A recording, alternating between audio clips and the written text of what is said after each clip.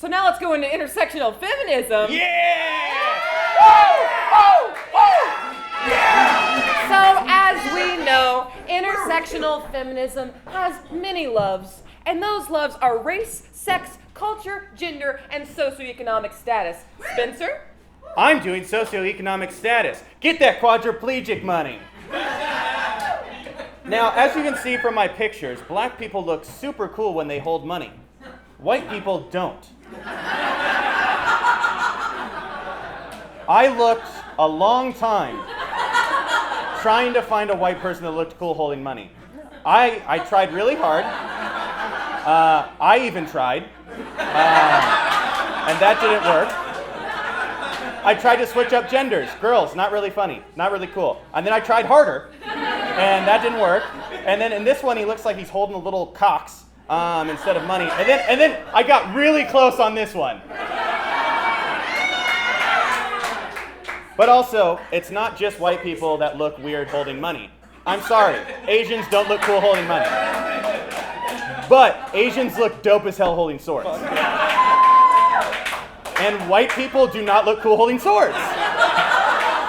We have nothing that we can hold looks cool. And also, why is every picture of white people on Google image search watermarked? Every single fucking one of them. It was so weird. Back to real socioeconomics.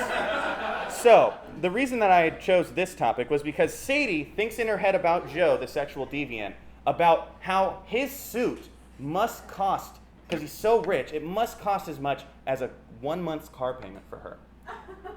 So I decided I need to figure out how much money do these people have? How much is that car payment and how expensive is Joe's suit? So I went online and I started digging into the average settlements of being quadriplegic, being in a coma. So the average skiing accident settlement, and this is in the state of Colorado, is $1.4 million. The average cost of staying 6 months in intensive care when you're in a coma in the hospital is $540,000 or $3,000 a day. The cost of your first year becoming quadriplegic is $1 million. That's from Christopher Reeve's website. It's a citation. It's a citation. It's a citation. It's a citation. The lifetime cost of being paralyzed is $4.5 million, assuming 25 years of life after you become paralyzed, which is kind of a bummer. It's a textbook case of more money equaling more problems. Of course, they have jobs, even the cripple. Adam is a community college virtual adjunct professor, which is one of the saddest job titles I've ever heard. The average salary is between $25,000 and $27,000 per year. Sadie is a family/crazy person therapist, but she's pretty new, so her average salary is about $50,000. And she did get a doctorate, so that's about $100,000 worth of debt, and he got his master's in English, I don't know, $20,000. This is what I think he looks like when he's doing his professing. So Sadie and Adam actually have no money, like realistically speaking. They're kind of like living on nothing. So they live in some sort of weird, non-specific mansion, and they have 2 live-in helpers, but Adam is constantly draining money by staying alive. He's a huge bad investment. Yeah. So, Spencer, how much money, how much car could Sadie afford? I mean, I was swimming, I didn't know, but it was a great question. So I decided to ask my dad, Scott Kovakovich. Scott Kovakovich is a professional car sales manager in Washington State. This is Scott Kovakovich, my dad. He's had a receding hairline since I was born, but he still gets his haircut every single week. The way that he gets that haircut is by hairspraying, and then he has one brush that he's had for 25 years that he just flings it back. So I asked him, how much could a person like Sadie spend? And with her income and expenses, and we were running the numbers literally in his finance department on the phone, we're looking at a pretty average car. He suggested a 2015 Kia Optima, the Kelley Blue Book being $24,000, moderately loaded. So it's got power windows, power doors, power locks, but it doesn't have a GPS.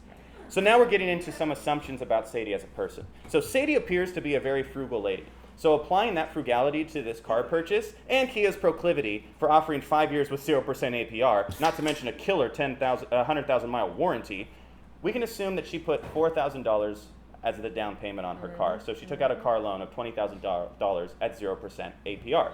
That equals $333.34 is Sadie's car payment. So to remind you, Sadie thinks that Joe's suit has to be so lavish that it would cost her 1 month's car payment, which is $333.34. Ergo, Sadie thinks that being a rich man is buying a suit that costs $333.34.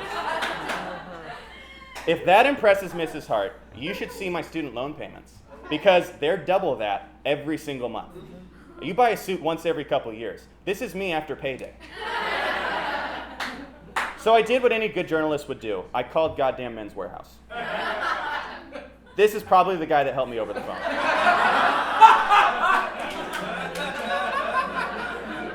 So this is our conversation. If you're looking to spend $330 on a... Once again, I'm looking to spend $333.34. Oh, right. Whatever. If you're looking to spend $333.34 on a full suit here, it's going to be off the rack. Probably something from our Men's Warehouse brand. What? No, hang up the phone. All right? The fucking gall of that man. Megan Hart said Joe was rich. Mm-hmm. Or maybe, just maybe, Megan Hart didn't do her fucking research. To summarize, $333.34 is not a lot to spend on a suit. My dad, Scott Kavakovich, is actually the perfect man. My dad, Scott Kavakovich, professional, spends over $100 per pair of shoes for work. My dad, Scott Kavakovich, professional car sales guru, has shades that cost over $200. Megan Hart didn't do the tough work when writing this book, fellas. And know what that gets? That gets a Joaquin Phoenix thumbs down. Back to you, Shelby.